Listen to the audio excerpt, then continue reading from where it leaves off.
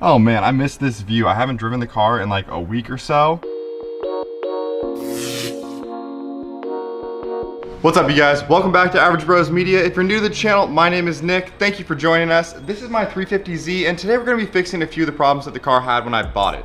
Now, before you freak out, I knew the car had the problems. It's not like the owner hid them from me, but we gotta get those fixed and make it drivable again. So right now, there is three main things wrong with the car. If you watch me install the harness bar on this car, you know the first one, and it's that these rear hatch struts are completely blown out. Like the door goes up, if I let go, it goes down. So I got new replacements of those. And then the car came missing the dead pedal on the left-hand side over here, which I didn't think would be an issue, but it's actually pretty annoying. So I got a new dead pedal and then splurged a little bit, and we got all new pedals. So it's like the metal sport style. So I'll show you guys in a sec here. And then the last thing wrong with it is the fuel pump. So the fuel pump is definitely on its way out to the point where like when the car starts up, it should be at like, I think it's 42 PSI, and it's only at like 38 and drops down to 35 if you let it idle.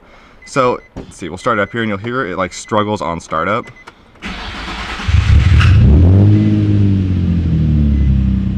So that actually wasn't even the worst that I've heard it. Like usually on startup, you'll hear it like want to crank over, and it takes a while to start up because of like how low the fuel pressure is. And it's such an issue to the point where like the engine is running lean that the shop that tested the fuel pressure told me not to even drive the car until I get a new fuel pump if possible. And if you've ever bought a new car, like all you want to do is drive it. So it's absolutely been killing me not being able to drive this car. So we're gonna get all this stuff fixed up, make this car drivable so we can enjoy it. So I figured we'll tackle the easy stuff first. We'll start with the trunk struts, and then we'll do the dead pedals, and then tackle the fuel pump. So let me show you what I got real quick. All right, so we've got some stuff here from Z1. Like I said, we got the hatch struts.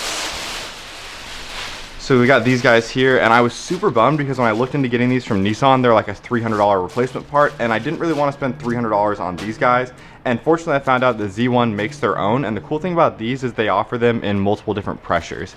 So depending on if you have like a big wing on your car or just want like the added pressure in your strut, they have a couple different options. So they make, I think it's like a stock pressure option, a high pressure option, and then the ultra high pressure option. They said the high pressure option, which is what I got, is their most popular. And because we do have this little spoiler on there, I didn't know how much added weight that has. And given that they said it's their most popular option, I just went with the high pressure ones. And these guys are only 70 bucks. So it's a fraction of the price of the new ones, and I read great things about them. So I'm looking forward to putting those on the car.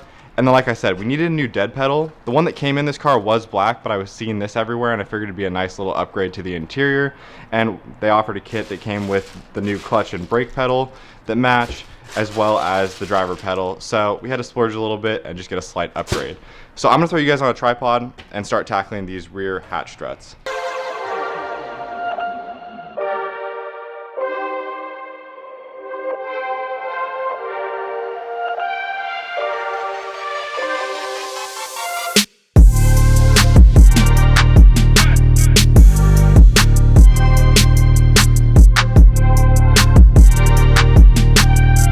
Okay, so now that we have the stock strut removed, we're gonna go ahead and replace it with the Z1. So there's a little gasket that goes in between there and then the hardware. So we're gonna start with the lower mounting plate. I'm gonna get these attached on here. And then there is a torque spec for them, so we'll torque those down to spec once they get in.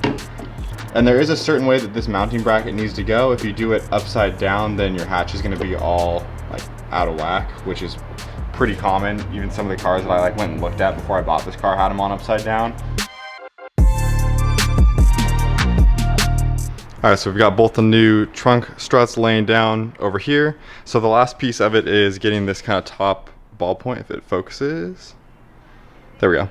Top ball point that mounts up here on the actual hatch. So we'll screw that in and just get it snug and then pop these guys over. So I'll show you guys once I get those on. Okay, so the new trunk struts are all installed. The door is standing up by itself, which is awesome. So once you get this little mounting ball attached to the hatch up here, just pop this piece over it, and then you can tap it with a rubber mallet and it'll pop right on.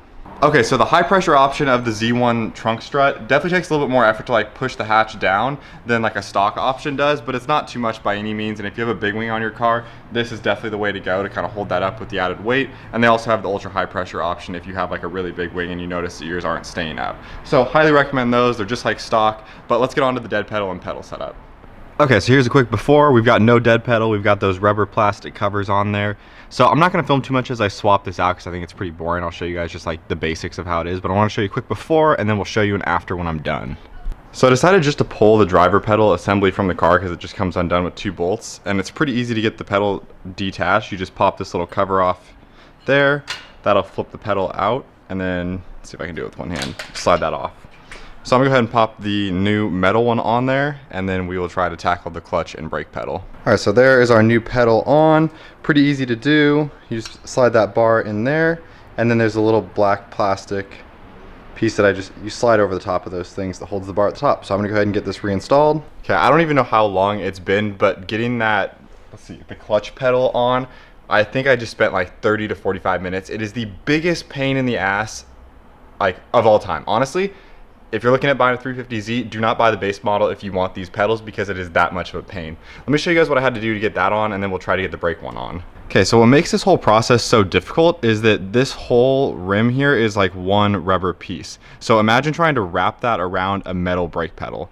So that's incredibly difficult, and add the fact that there's stiff metal on the front of it, like it's very not pliable. So the only thing that I could figure out that helped on the last one was heat it up, which heating up alone like didn't really seem to do the trick. So I ended up cutting slits right here, here, here, and here to make it easier to wrap them around kind of individually, and then working from the top down. And so once I had all 3 of those sides on, I was able to kind of like stick my head up behind the pedals and look at like with a screwdriver and then pull this piece over. So the clutch pedal is on. We just have to do the brake pedal, and then we will be done with this finally. So I'm gonna go ahead and tackle that. Hopefully it doesn't take me another 30 to 45 minutes. Well, I look like this so that the pedals can look like this. But in all seriousness, the pedals are on, and that was probably one of like the worst things to do to a car. It was just like so tedious. My fingertips are numb. The only way that I could figure out to get that to work was like I showed you guys, was cutting the slits in there using heat, and then I was literally sitting up there with like my head under the dash, like upside down in the car with a tiny screwdriver, like getting the rubber edges to like fold over the pedal. So yeah, it was horrible. I don't recommend doing that. Just buy an enthusiast model in all seriousness. But yeah, let's move on to the fuel pump and finish up getting everything that was wrong with the 350Z fixed. Okay, so like I was saying earlier, we need a new fuel pump because the one that is in the car is not pumping enough fuel to the engine, and in turn causing it to run lean. So we got an all new replacement OEM piece from Nissan. So we're gonna go ahead and replace that along with the O-ring that goes around the tank. So in order to do so, I need to pull out the passenger seat because the fuel pump is below the glove box in that back wall there. So I'm gonna go ahead and pull the seat out, and I'll see you guys in a sec. So I apologize, it's so hard to see in here, but like I said, the fuel pump is in here in the like the glove box type thing behind the seat. And what we're gonna have to do is pop up this little tray here with some flathead screwdrivers. So pop that up. There's 2 little spots there. And then pull that out.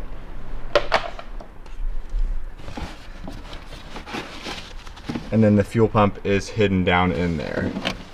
Okay, so we moved the cover off there, got the plug undone from over here. So the last couple things to do to get this pulled out are disconnect this fuel line here on the top. This is the like feed line. And then there's, I think these are 8mm bolts. There's like 6 of them that go around that ring there. Now, unfortunately for me, the gas tank's at like 3/4 full, but I couldn't drive it because it was running so lean. So hopefully this doesn't make too much of a mess, but I'm gonna go ahead and start pulling this stuff out. All right, so the stock pump is out. As you can see, the gas is like literally up to the top of this, and that's only with a 3/4 tank. So I definitely recommend trying to do this with an empty tank, but I'm gonna go ahead and swap out this O-ring here. This one looks like it's fine, but we're in here, and like if I have the opportunity to replace something like this, I always like to do that just for peace of mind. So I'm gonna go ahead and swap that out and drop the new one in. Okay, everything is hooked back up. I've cleaned it all up in there, so there's no unnecessary dirt in there, even though it'll probably get a little bit dirty again. But I'm gonna go ahead and turn the car to the on position, just make sure the fuel pump primes, and then we'll try to start it up and see if everything's good to go. Okay, so the fuel pump primed just fine, so moment of truth, let's make sure it starts.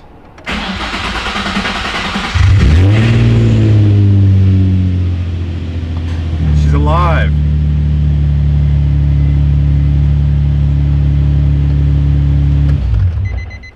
Okay, so I'm gonna try one more time. I just wanna see if it starts up quicker than it was before. It sounds healthier for sure.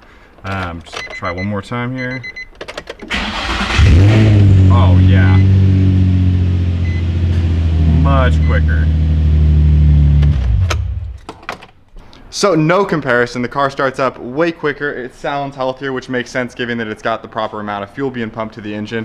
But I'm gonna button up the interior on this, get it all back together, and we'll definitely have enough daylight, so maybe I'll take this car out and we'll shoot a little bit. All right, so I ended up just going out and taking a few photos, doing some still shots. Didn't do any video stuff for you guys, but be sure to check out our Instagram because I'm doing a lot more like car photography of our cars and like some other people's cars. So Average Bros Media on Instagram. But that's gonna wrap up this week's video. Until next time, peace out, and we'll see you soon.